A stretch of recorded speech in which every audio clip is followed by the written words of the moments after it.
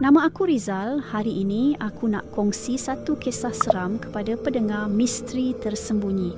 Kisah yang aku sendiri alami. Kisah ini berlaku pada tahun 2015, di mana pada masa tu aku join satu ekspedisi mendaki di Hutan Belum, Perak. Kawasan ini memang terkenal sebagai hutan dara, tebal, dalam dan tak banyak orang yang berani teroka sepenuhnya. Masa tu kami bertujuh. Kami dipimpin oleh seorang guide tempatan yang sangat berpengalaman. Dia siap bagi amaran awal-awal.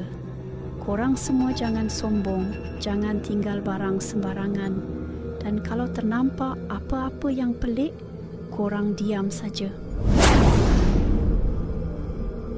Hari pertama tiada apa-apa pelik yang berlaku. Tapi pada hari kedua, aku perasan jam tangan aku hilang.